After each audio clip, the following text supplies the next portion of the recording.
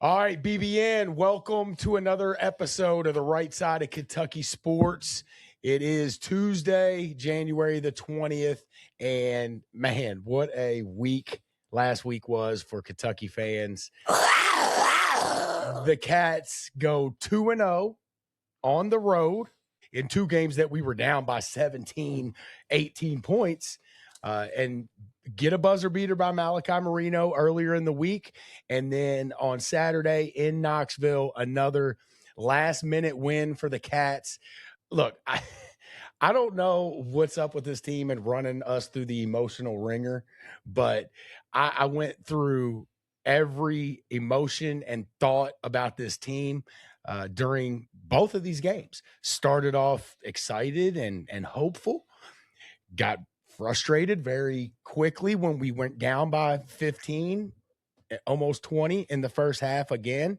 And then surprised that we come out, we make some adjustments, guys step up, hit some shots in the second half, and we chip away and we win the game. Super excited that we win. So, I mean, every range of thoughts and emotions, 2 games in a row. I don't know if we've ever had a 2-game stretch. I was thinking about this. A 2-game stretch like this ever at Kentucky. The games played out very similar. Big deficits in the first half, adjustments and knocking down shots in the second half and playing much better. Have we ever seen 2 games in a row like that? We were down 17 in the first game, or the comeback Cats? 17 in one game and 18 in the other. Games almost identical to each other. Mm-hmm. Offense stagnant in the first half, both games. Down by double digits within the first 10 minutes, both games. And then something clicks right before halftime or at halftime, and the team plays much better defense. The energy looks good. We're knocking down shots, and it makes you wonder, what is the ceiling of this team if we play, I don't even want to say like that, because you can't play a perfect game. But if we could play somewhat like the second half in the first half, what can this team be? Look, I still think we have issues with point guards, Charlie. I do, and I know everybody knows that. But just, not having that guy that can drive to the basket. But I think the guys playing with a lot of heart. I think they're playing hard. I think, there was times they were playing hard the whole time, just wasn't getting the results. A quick tidbit, Moreno hit the last second shot on the game. A lot of people forget this, but on that missed field goal, I think he had a last second block because that guy went to go up. I don't know if he was going to get a great shot at it, but Moreno. You talking about in the Tennessee game? Yeah, I think he actually had a block. So last second shot and last second block. So that was awesome. Look, let me give you a little theory that I have, and I'm not even sure if I'm right, but I was trying to analyze it just like you were, Josh. Why, what's going on? Why are we playing so much better in the first half than the second half? One thing we have more than other people, even with Lowe and Quaden's gone, is we play a lot of players. If you just look at our minutes, we're having like 9 guys that are playing double-digit minutes, even with those 2 guys gone. Are we just wearing these teams out? That's a thing. It was kind of old Patino ball. Wear them out. And is that why we're playing so much better in the second half? We do got a lot of athletes in that sense. We got a lot of bodies we can throw them, and I don't feel like they're guys that are out of shape. And, if we throw a lot of bodies at them, do we just wear them out? Something to, kind of keep an eye on. Are we that team that just has more stamina and more bodies to throw at people? I think, especially in LSU, I think in the second half, I think Pope found a lineup and he just kind of stuck with it. Mm-hmm. And then in the same thing in the Tennessee game, you guys texted me dogging Colin Chandler's defense. And then he gets pretty much the game when he's That's right. Yeah, but I know. That's not on-ball defense, because right, I will still sit here. That was anticipation. That was the number one worry late in that game for me, is why he was still in the game. But, yeah, he came up with a big steal. He actually does good at that type of defense, jumping the passing lanes and stuff. The on-ball thing with Chandler is an issue. It's gotten worse how do you get worse since last year? I mean, he was a decent on-ball defender last year. He's not now. I don't know what his deal is, but he gets beat on the first step every time. If you watch him, the first dribble is usually when he gets beat, and he's already chasing. He's already on the guy's hip. But I love what he did there late in the game, and he did knock down some shots, so that helps out. Pope's got some confidence in Chandler, because I'm going to tell you, his defense from the, Yeah. let's say 12 minutes left in the second half to about 5 minutes left in the second half, his defense was atrocious, dude. I mean, atrocious to the point where I couldn't believe that Pope was leaving him in the game. But he did play the majority of that second half. Pope saw something, stuck with him. At least if he's knocking down some shots, he can make up. He was knocking down shots in that. He period. has to knock down shots to make up for some of that defense.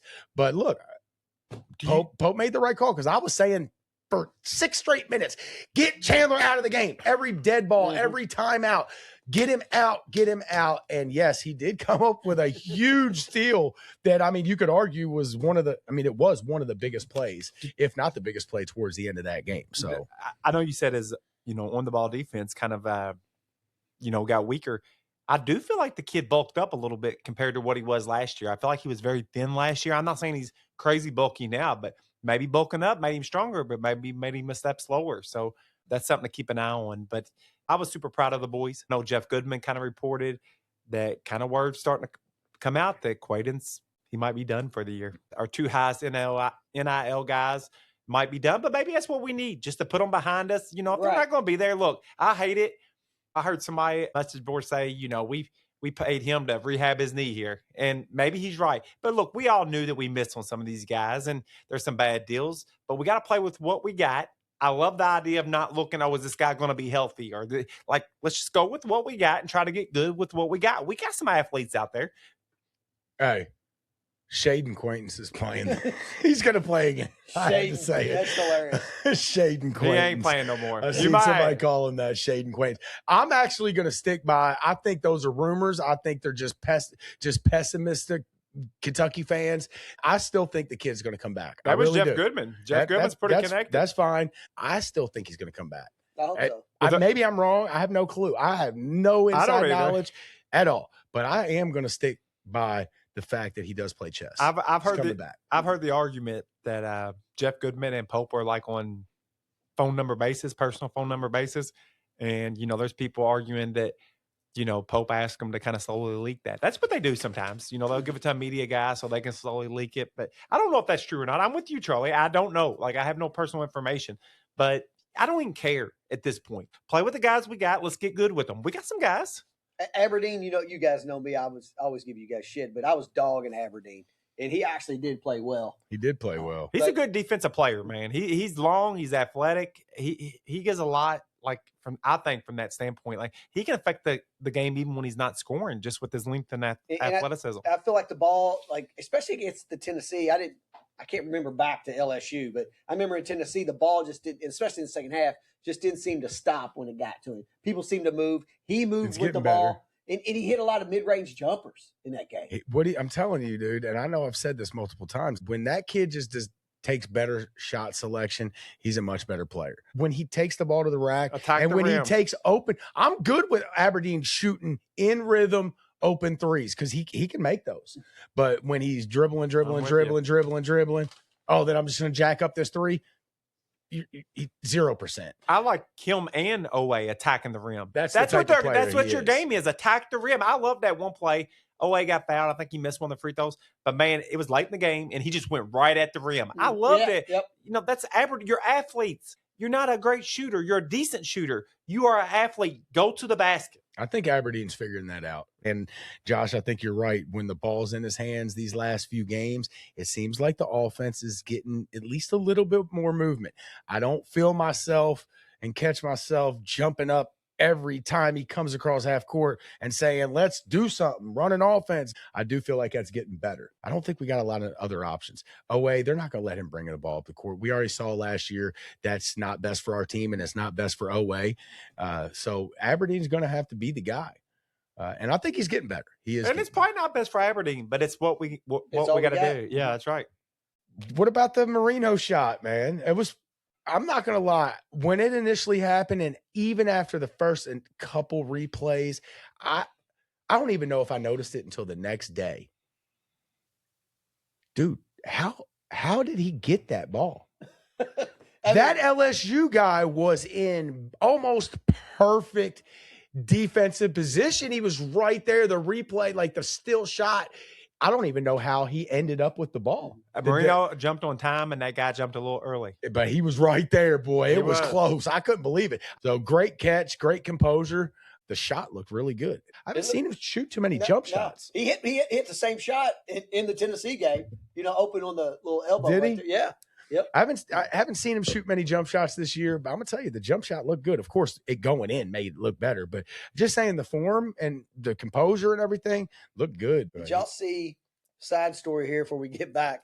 There was these guys filming each other, and 1.4 seconds to go, and they're filming the game, and the guy pans over to the guy next to him. And he looks at the camera. They're at the game. They're at the LSU stadium, and they're up in the nosebleeds. It's pretty far, like second level, like it'd be like a 400 level or whatever I'd call it. And the guy goes, "LSU money line, easiest bet ever." And then he hit the shot, and did you see his face? Just deflate. I love it. I know that look. That was that Caleb Williams look for me.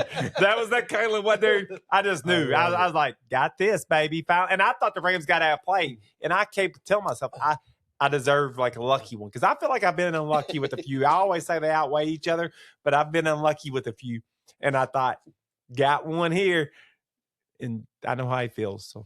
Great. Yeah, great play. Looked, I'm sure most of BBN thought the old, if you're at least somewhat older, I'm sure you thought of that Christian Laettner play when you saw that, because it was very reminiscent of it. It was the full court pass, the catch, the turn. So I thought it was pretty cool. I lined it up with the Christian Laettner play on a little video, and man, it's crazy how similar they looked. It was awesome. It was a Kentucky kid too. First half, you're just wondering why. Why do we keep doing this? And we're just adding on to the number of games that we've been down by double digits under Pope. We were saying it was like 11 or 12. That was like 2-3 weeks ago. Every single game since then, we've been down double digits. And then Saturday, same exact deal. Get down big again. And the good thing is we own Knoxville right now. We do. We kicked their ass in Knoxville. I think 6 out of the last 7. Yep. Or 5 out of 6, 6 out of 7, something like that. We own Knoxville right now, and we can even spot them, 17 points now. So with not even a great wearing team. them down, baby. Mm-hmm. Wearing them down. But it does give you, look, I love that we're making progress. I love that I'm seeing adjustments and guys knocking down shots in the second half. But why does this shit keep happening? Anthony kind of gave his – I'm sticking by the fact that I think it's got something to do with the off-the-court shit. I do. I think that there's – I don't think they like each other. I don't know who it is or how many it is. I think there's some issues on that end of it, and I think it takes them a little bit of time to actually get out there and squash the bullshit. I think it could be the wear down thing. I think if you pay attention, I might be wrong. But why are we down by 15 in the first 7 minutes? Because I think they might be like better at running their offense. But I think once we fatigue them, I think we got some guys that are in shape, and it just seems like we got more energy in them in the second half. Yeah, and we're playing more guys. I'm not saying no. I don't like the idea of it, but I mean, it is what it is. Can we keep it within a 7 to 8 point game? Can we be down 7? I think that's a lot more practical. Dude, we got to be down 17 at fucking halftime every time. It seems like our defense gets better in the second half. It does. What is it? The energy. Does Pope has to make adjustments? I mean, maybe has he got to see what's going on first to make adjustments? I don't know, man. Maybe we're always on him about the lineups, but maybe he's making the right call by playing a lot of guys, and maybe that's what it is. I'm not saying it is, but to me, it's the only thing you can point to. I like the wearing down thing, but that doesn't answer why we're down 17 early in the game. Because we're not as good as offense. So maybe he's figured out that, his strategy is to play, 9 guys, multiple minutes, and slowly over the game, we'll wear them down and we'll beat them at the end. I'm not saying that's we'll come back from 18 every time. Well, I mean, no, but I'm just saying, that's like if you don't have the same guys that can run the offense, they're going to beat you early when they're fresh. In both of them games last week, we knocked down shots. We shot really well, actually, in the second half. There's got to be a reason why we can't make shots, why we can't get going early. Maybe their defense, like them teams, probably fatigue, and so their defense ain't as good. They hate each other. I think they might. They was ready to fight with each other the other day. They was ready to fight Tennessee. I ain't gonna say what they said, but I heard Garrison and Owe and the other guy. They said some nasty stuff to over 23. But I'm gonna be honest with you. If I was them boys, I'd lay say off. nothing. All he called him was fat. No, he said some other words. Fat ass, whatever. Yeah, they say that cool. to each other all the Charlie, time. I'm with you. They say that shit to each other all the time. Charlie, That it don't ain't bother nothing. me. That It ain't don't nothing. bother me at all. It don't bother. That ain't I know nothing. that's part of the game. Like And Owe and them, they deserve that, dude. Yeah. Oh, did he just Christian Leitner him? Oh, he just stepped on his back. Did you see that? now he's going to rub on him. But I'll tell you this. I wouldn't want none of 23. I'm just going to flat out tell you. I watched him push Garrison, like on a rebound. Garrison was trying to block him out for a free throw. And I watched him just manhandle him under the rim. That dude was a little bull. And he might be able to take Garrison, but he ain't taking Garrison and Owe at the same time. He might. He might. That dude was strong, dude. No, he was a fucking ox. He was big as He shit. needs to be on the football field.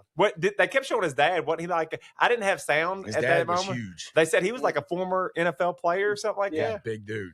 Yeah, that guy needs to be on the football field. He's at least to play that position 6'5", right? Yeah, I think he might have been 6'7". Dude, that guy, he's got to be defensive end for Tennessee next year. That's what he looked like out there. But yeah, I like the fight that they showed at the end of the Tennessee game there. You know, I got kids, so I'm not by any means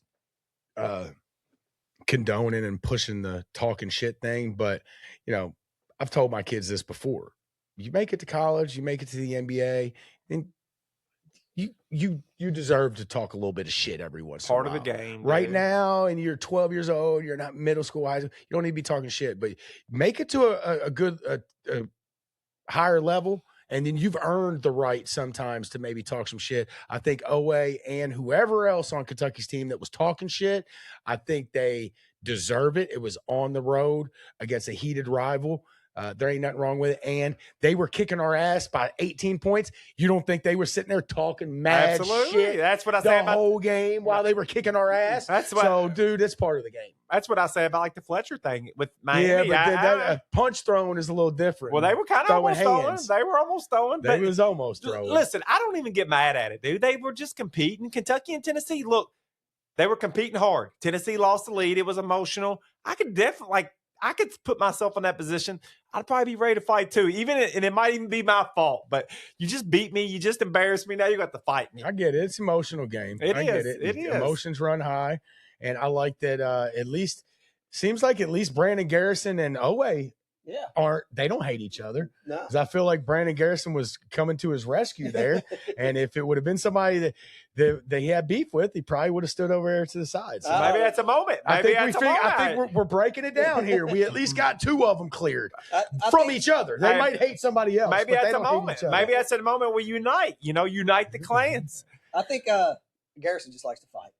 You're right about that. Dude, I kind of like Garrison. Y'all don't. Dude, I kind of like him. Dude, I like him. He's okay. I do not. A little erratic. I do not dislike him. He's got potential. He's not there yet. He's got but I'm gonna tell you, potential, he's dude. got a good body. He's athletic, and he's playing better the last couple of weeks, dude. Yes. He doesn't need to do anything crazy. Just play some good defense, get some good rebounds, and don't turn the ball over. I do think he affects the game with his size. We don't need him to score much. No, I do think they know he's there because he's a big dude. He's a big dude. Although I'm looking at his stats in the Tennessee game, 18 minutes, 2 points, 2 rebounds. It's going to have to be a little better than that. But he almost had a knockout, Yeah, but maybe he was the muscle down there. I have to. He was getting bullied. He was getting bullied. Yeah, well, maybe it's somebody else that wasn't getting bullied because that dude was going to bully whoever he touched. So 2 wins in 2 road games. I don't remember exactly what we said last week, but I want to say we probably just said we need to split these. Mm-hmm. Did we say that? I think that's what we said. And then the week before we said they're must win. So so now we're back at but we got one. We got 1 out of 2 the week before. That Tennessee win was big. Look, LSU the Missouri game was a big loss. It was. But again, we're in a good spot. We're sitting right in the middle. We needed a good win. What we got? How many SEC losses we got? Just 1? 2. We got 2. Yeah. We need Tennessee to kind of do good the rest of the year because we need some good wins. We don't got a lot of good wins. No, and Tennessee's not great, but we just need wins. I agree with that. We just need wins, and going 2-0 on the road was a big, big help for us. And look, we're not in a bad spot right now. We got 6 losses. I know everybody thought it was times, the wheels are falling off, and maybe they do still fall off. But we got 6 losses, and a lot of these other teams, yeah, your top ones only got 1 or 2, but there's other teams that are creeping up in losses. They're 4 losses, 5. Louisville's been dogging us all year. They got 5. They got 5 losses. And they've been dogging us all year. They got 1 less loss than we do. So there's quality teams that got 4 and 5, 6 losses now. So we're not in a terrible spot. No. Yes, we do need it. We do need a couple like good wins, I think. I don't know where those are going to be at, but we do need to find a couple quality wins. But a win is a win right now. We just got to keep stacking them up. Josh, who'd you say this week? We got Texas tomorrow night, which will be Wednesday. Texas at home. Yep, Texas at home. And then we are Ole Miss Saturday at Ole Miss noon. And we kind of talked about this, like both of these games are winnable, right? Mhm. Texas got 7 losses. Did we look at Ole Miss? No. Their record. Texas got 7 losses, and it's at home. So I haven't seen Texas play 1 minute of basketball, but if you're telling me they got 7 losses and they're coming to Rupp Arena, Kentucky needs to win that game.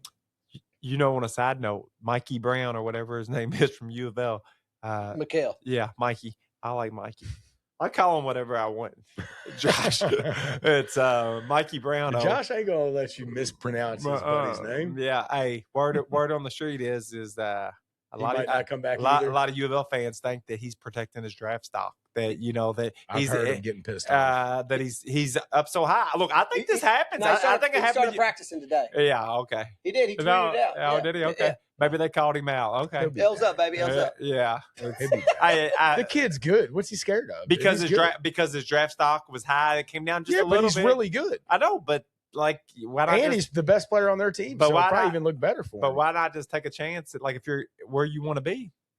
I mean, I don't condone it. I do not think it's right, but I understand why it happens, and we got to do something to fix it.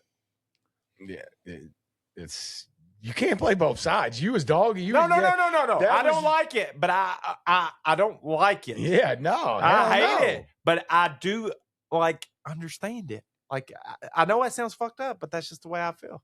That's a lot of money, dude. That changes lives. Giving up on your team, dude. I don't like it at all. So that's a whole nother conversation. Yeah, it is. It is. We don't want to go down that. I'm going to say Mikael Brown comes back, and I'm sticking with Jaden Quaintance comes back too. So I think the Texas game at home is a must win. Y'all think? Yeah, we got to win that one, right? Mm-hmm. 7 losses, dude. I mean, we have to win that game.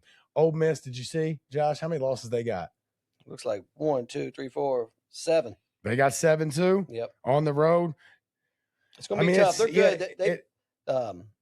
What day is that Texas game on? That's tomorrow. Tomorrow, Wednesday.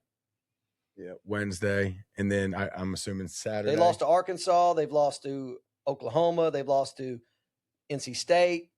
St. John's beat them by 5. They lost to Miami. They lost to Utah. They lost to Iowa. They don't have a lot of big wins. They beat Missouri. That's Ole Miss you're talking? Yeah. We got to beat them. It's hard to say we need to go 2-0 with this team and the way that they're so inconsistent. But I think I think both these games are winnable again. Yeah, if we want to turn this around, man, we're on a little 2-game win streak. Or we on a 3-game win streak now? Is it? When was the loss? Mississippi State, and then 2 last week. Yep. Well, 3-game win streak. We got some momentum. We're going up. We're back home against what I would say a mediocre 7-loss team. We should beat them. And then, if you're going to get a road game like Ole Miss, 7 losses, this isn't one of the tougher road games that we got. I think we need both of these wins. I think so too. And then, man, and then a week from Saturday, we got Arkansas. Hey, we run off 5 in a row, and we will be sitting in a pretty good spot. I don't care who they're against. If we can run off 5 in a row after everybody thought the wheels was falling off, we'd be in a great spot. Not to be the negative, but I think Texas looks pretty good. So they ended up losing by 13 to Duke, first game of the year, but they were only down by 3 with 8 minutes to go. They beat the number 23 team, NC State, that same month. We jump over to December. They played UConn, which was number 5 at the time. Very close game. They lost, but a close game. And then you run to January. In January, this is the most recent games. They beat Alabama, number 13 at the time, and they beat Vanderbilt. That was 2 games ago. They beat Alabama where? At home? Alabama was home. And that was just 3 games ago. 2 games ago. Texas did? Yeah, 2 games ago. They beat Vandy. They beat Alabama and Vandy back to back. Oh, That was 2 and 3 games ago when they played with Duke. They beat NC State, and then last Sounds game, like they played a lot of good teams. Yeah, and last game they played Texas A&M. Yeah, I'm gonna pull back and say that might not be a definite win, but we still needed it. It's at home. They lost to 4 to Texas A&M. Last game. That was the very last game. Tennessee spanked them. We beat Tennessee. And they lost to A&M. Yeah, like you said. We still need to win the game, but it does give me a little pause that they played a lot of good competition. I don't know how many of those have they been worn down before? Yeah, have they ever been worn down? I think that's the key. That's right. Well, I mean, and that's the thing too. They beat Vanderbilt and Alabama. I know Alabama shoots like 60%, not 60% from the threes. They shoot 60% threes. And Vandy scores a lot too. Yeah, so they're just shooting teams, baby. They ain't played the hard nosed, freaking grinded out cats, baby. We're gonna wear your ass down. Maybe. I only missed one of our score predictions by 1 point, 2 points, but actually, it was actually the wrong game though. That was my prediction for the Tennessee game. It was. Yep. It was I think it's like 84 to 83, and we beat them 85-84, but it was the wrong game. Yep, I remember seeing it too. So, I don't know. Tomorrow, Texas, Kentucky keeps it rolling. Give me Cats 80, Texas 77. Another close game comes right down to the end. 80-77 Cats. Anthony, what do you got tomorrow? Let's do 143 to 65. I love it. Double them up. I like it. I'm going to go a little more realistic. Kentucky, 74-69. 74. He loves 69s. Yep. Josh loves. The kids, their number is 67. I keep wanting to tell my son, your number was 67, but ours was 69. But he ain't that far yet. He's almost there. He's probably there because he got the internet, but I'm going to act like he's not there. All right, Saturday. Is it Saturday or Sunday? Saturday at noon, yeah. Another noon game? Yep. Saturday at noon on the road at Ole Miss. We'll be on a 4-game win streak at that point. Riding high. We're going to Ole Miss. It sounds like Texas is the tougher of the 2 games this week, so I think the Cats go down to Ole Miss. They don't have who was your boy? Who's Shaka? Who's the white boy they had back in the day? Henderson? What was his name? Marshall Henderson. Yeah, they ain't got no Marshall Henderson this year. That dude was a freaking baller. I liked him, dude. He was a baller. Who was that little guard they had like last year or there before? The little Johnson kid? I know he's probably in the NBA now. A little point guard they had. He was really good at Texas. In Texas. Yes. Oh, I was talking about Ole Miss. Oh, Ole Miss. The white boy. Remember the white boy? Yeah, Marshall Henderson. Yeah. He was a shit-talking motherfucker, boy, but he was good. Who was the little bald-headed guy they had that was real good back in the day? Yep, they did. Yep. Who, Ole Miss? Yeah, the little white boy. Mm-hmm. Yep. Mm-hmm. I don't remember him. What's your score for Ole Miss? Cats. Give me Cats. Give me Cats 75-74. Another last second. I'm not going to say last second, but last minute close win again for the Cats. The 4th one in a row. What are we called? They can't be the Cardiac Cats. I feel like was one of our teams called the Cardiac Cats. Why does that sound like we've already used that? There was. I heard on the radio somebody said that was a team before. But we had the Comeback Cats. Yeah, and they said there was a Cardiac Cats. Yeah, so we need a name. I know. Blitz the Bookie needs to come up with a name. I tried to do this on my live on TikTok a few days ago. I think it was post game after the Tennessee game. Nobody came up with a name. We need to come up with a name and patent that shit right here on Blitz the Bookie. We'll try to think about that before next Steal week. Your girlfriend's Cats. 2 more. Steal your girlfriend's Cats. Team Terminal Cats. We need something. But yeah, I'm saying another close 1 score. I mean, just a barn burner. The Cats are just going to be that team that figures out how to win close games. What you got, Anthony? 79-68 Cats. All right. I'm going to go low scoring here on Saturday morning with the noon tip. I'm going to say 66-58 Wildcats. I like it. I'll take any of those. 5-game win streak when we get back here next week, guys. 5. Who we got that next following week? You said Arkansas? That's the following Saturday. I don't know if there's another game in between that or not. Hopefully it's something. The Razorbacks. Yeah, we're watching them right now. They are up 20 on Vandy. Vandy's lost a couple here. What they got? 2 losses now? Yeah, they won their last game, but then they lost the one before. I think Yeah. they lost to Texas. Then they won a good one against somebody. Ooh. They just beat somebody pretty good. Then they That didn't lost sound this good, one. Josh. Now Who we got Vandy and Arkansas next week. Oh, man. Arkansas had a bunch of really good wins in a row, and then they had 2 tough losses there. Looks like they're on the way. They're to We got bouncing back. Vandy at home, right? No, it's at And what about Arkansas hold this on, year? hold on. We are at Vandy. That's 2 road games. We're next Tuesday and Saturday. At Vandy, at Arkansas. All right, so that I think that changes it to make these next 2 games, they are must wins. Mhm. We got to get these 2 this week. Yes, we got to win these. Texas is the tougher one. We got them at home. Go beat Ole Miss, and then we're on a 5-game win streak, and we can maybe take a loss in one of those next 2 games. But yeah, that's going to be a tough week. So we need 2. Hopefully next week when we get back here, guys, we are on a 5-game win streak, and looking forward to a little second meeting with Calipari next Saturday. So guys, appreciate everybody listening. You know the deal, guys. Check us out on TikTok, Blitz the Bookie on TikTok, Facebook. Go on YouTube, hit that subscribe button, share it with a friend, tell somebody about us. You know this shit's awesome. If you're still sitting here listening, you love Blitz the Bookie, and we love y'all too. Go tell somebody else about Let's us. go. Guys, y'all got anything? Go No, Cats. sir. Blitz the Bookie. See y'all. See ya.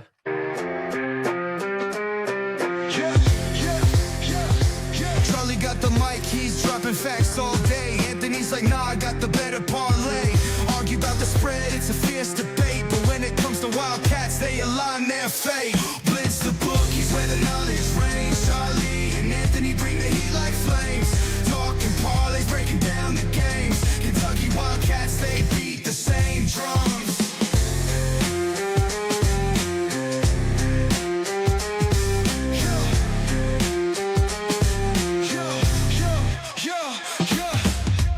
Late nights, hustle deals on the line. Charlie's stats, he's gonna make you shine. Anthony's heart, where the numbers combine. Put your cash down, ride the incline. Blitz the Bookies, where the knowledge reigns. Charlie and Anthony bring the heat like flames. Talking parlays, breaking down the games. Kentucky Wildcats, they beat the same drums.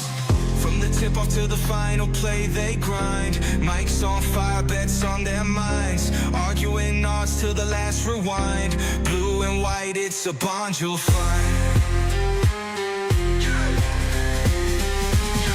The Bookies where the knowledge reigns. Charlie and Anthony bring the heat like flames. Talking parlays, breaking down the games. Kentucky Wildcats, they beat the same drums.